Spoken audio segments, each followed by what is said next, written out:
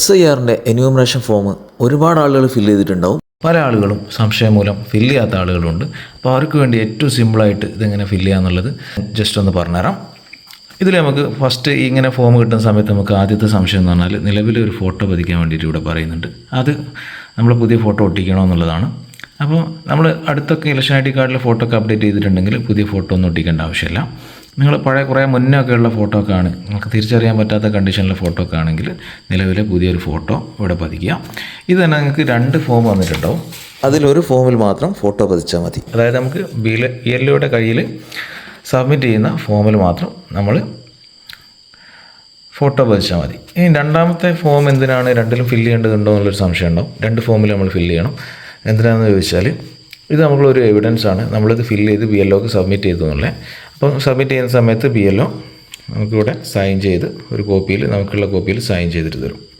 അപ്പോൾ ഇൻ ഫ്യൂച്ചറിൽ നമ്മൾ സബ്മിറ്റ് ചെയ്തിട്ടില്ല, ഫില്ല് ചെയ്തിട്ടില്ല എന്നൊക്കെ പറയുകയാണെങ്കിൽ നമുക്ക് ഇതൊരു എവിഡൻസ് ആയിട്ട് കാണിക്കാൻ പറ്റും. ഓക്കെ, ഇനി ഇത് നമുക്ക് എങ്ങനെയാണ് സിമ്പിളായിട്ട് ഫില്ല് ചെയ്യാന്നുള്ളത് നോക്കാം. ഫില്ല് ചെയ്യേണ്ട ഭാഗത്തെ നമുക്ക് 3 കോളങ്ങളാക്കി തിരിക്കാം. ഫസ്റ്റ് കോളം ഇതാണ്. ഈ കോളം എന്ന് പറഞ്ഞാൽ നമുക്ക് ഈ നോമിനേഷൻ ഫോം കിട്ടിയ എല്ലാ ആളുകളും ഫില്ല് ചെയ്യേണ്ട കോളമാണ്. രണ്ടാമത്തെ കോളം എന്ന് പറഞ്ഞാൽ ഇതാണ്, ഈ ഒരു കോളം. അവസാന SIRന്റെ വോട്ടർ പട്ടികയിൽ ഉൾപ്പെട്ട വോട്ടറുടെ വിശദാംശങ്ങൾ. അതായത് ഇവിടെ വോട്ടർ എന്ന് പറഞ്ഞാൽ നമ്മളാണ്. അവസാനം 2002 SIR എടുത്തിരിക്കുന്നത്. ആ SIRന്റെ പട്ടികയിൽ നമ്മളുണ്ടെങ്കിൽ ഇവിടെ ഫില്ല് ചെയ്യുക. മൂന്നാമത്തെ കോളം ഇതാണ്. ഈ കോളത്തിൽ എന്താ ഫില്ല് ചെയ്യേണ്ടതെന്ന് വെച്ചാൽ നമ്മൾ 2002 SIRന്റെ പട്ടികയിൽ ഇല്ലാത്ത ആളാണെങ്കിൽ അന്നത്തെ പട്ടികയിൽ ഉണ്ടായിരുന്ന നമ്മുടെ ഒരു അടുത്ത ബന്ധു ഉണ്ടാവും. ആ ബന്ധുവിൻ്റെ വിശദാംശങ്ങളാണ് ഇവിടെ എഴുതേണ്ടത്. അപ്പോൾ ആദ്യം തന്നെ നമുക്ക് നമ്മുടെ ഡീറ്റെയിൽസുകളൊക്കെ എഴുതാം. ഇവിടെ എഴുതേണ്ടത് ജനന തീയതി, എൻ്റെ ഡേറ്റ് ഓഫ് ബർത്ത് എഴുതാം. ഞാൻ ഫില്ല് ചെയ്യുന്ന സമയത്ത് എൻ്റെ ഡേറ്റ് ഓഫ് ബർത്ത് എഴുതാം. എൻ്റെ ആധാർ നമ്പർ എഴുതാം, മൊബൈൽ നമ്പർ എഴുതാം, എൻ്റെ പിതാവിൻ്റെ പേര് എഴുതാം, പിതാവിൻ്റെ എപ്പിക് നമ്പർ.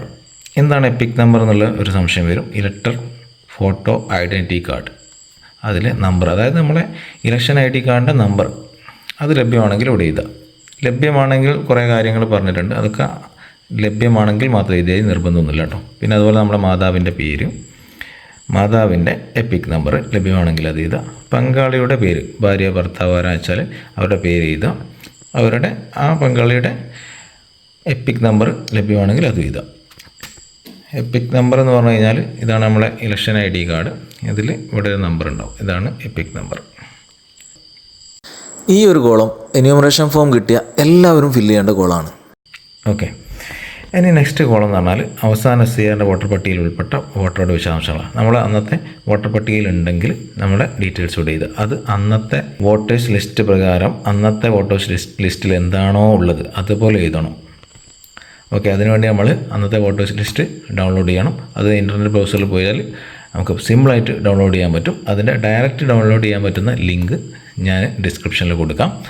ഇതിൽ ക്ലിക്ക് ചെയ്ത് കഴിഞ്ഞാൽ അല്ലെങ്കിൽ ഈ ലിങ്ക് കോപ്പി ചെയ്ത് നിങ്ങൾ ബ്രൗസറിൽ പേസ്റ്റ് ചെയ്ത് സെർച്ച് ചെയ്ത് കഴിഞ്ഞാൽ ഇതുപോലെ ഒരു ഇൻ്റർഫേസിലേക്ക് എത്തും.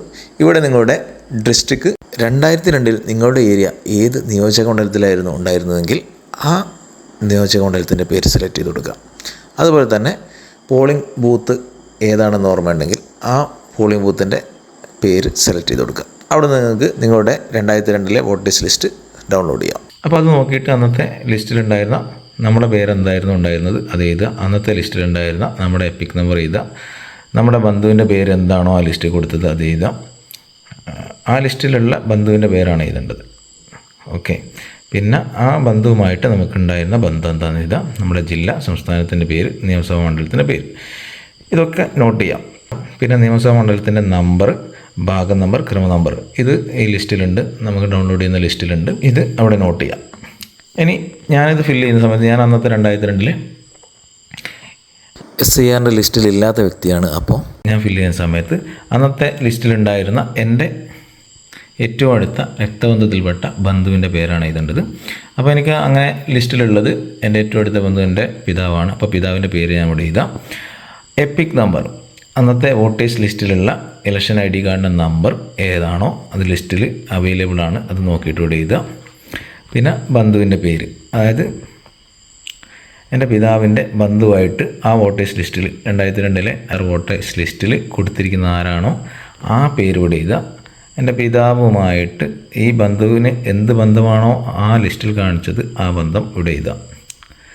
ഓക്കെ, അപ്പോൾ ഞാൻ എഴുതുന്ന സമയത്ത് എൻ്റെ പിതാവിൻ്റെ പേര് എഴുതി, ബന്ധുവിൻ്റെ പേര് പിതാവിൻ്റെ പേരാണ് ലിസ്റ്റിലുള്ളത്, അത് എഴുതി.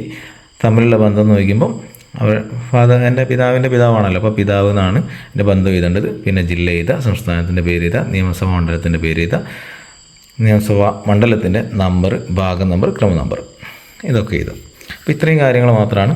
ഇത്രയും സിമ്പിളായിട്ട് ഇത് ഫില്ല് ചെയ്യാൻ പറ്റും, ഒരു ഡൗട്ടിൻ്റെ ആവശ്യമില്ല. പിന്നെ ഇവിടെ നമ്മൾ സൈൻ ചെയ്യാനുണ്ടാവും.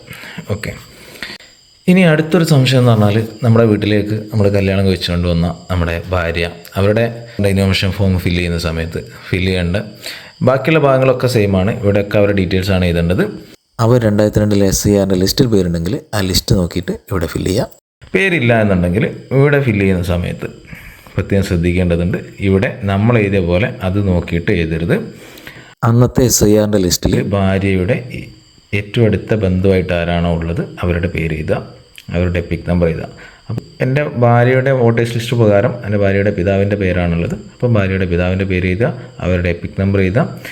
ഭാര്യയുടെ പിതാവിൻ്റെ ബന്ധുവിൻ്റെ പേര് എന്താണോ ആ ലിസ്റ്റിലുള്ളത് അത് എഴുതുക.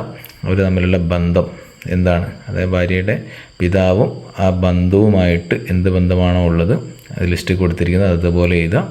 ജില്ല ഏതാണെന്ന് എഴുതുക, സംസ്ഥാനത്തിൻ്റെ പേര് എഴുതുക. അപ്പോൾ ബാക്കിയുള്ള കാര്യങ്ങൾ നേരത്തെ പറഞ്ഞ പോലെ തന്നെ ഫില്ല് ചെയ്യാം. അപ്പോൾ ഇത്രയേ ഉള്ളൂ, വളരെ സിമ്പിളാണ്. ഇത് ഇത്ര കോംപ്ലിക്കേറ്റഡ് ഒന്നുമല്ല, പലരും പറഞ്ഞ് കോംപ്ലിക്കേറ്റഡ് ആക്കിയതാണ്. സോ നമുക്ക് സിമ്പിളായിട്ട് ഫില്ല് ചെയ്യാൻ പറ്റും, എല്ലാവർക്കും ഫില്ല് ചെയ്യാൻ പറ്റുന്ന ഫോമാണ്. ഓക്കെ, അപ്പോൾ വീഡിയോ ഉപകാരപ്പെട്ടെങ്കിൽ ചാനൽ സബ്സ്ക്രൈബ് ചെയ്യുക, വീഡിയോക്ക് ലൈക്ക് ചെയ്യുക, നിങ്ങളുടെ അഭിപ്രായങ്ങൾ കമൻറ്റ് ചെയ്യുക, എന്തെങ്കിലും ഡൗട്ടുകൾ ഉണ്ടെങ്കിൽ അതും കൂടി കമൻറ്റ് ചെയ്യുക. അപ്പോൾ മറ്റൊരു വീഡിയോയുമായിട്ട് നമുക്ക് വീണ്ടും കാണാം. ബൈ.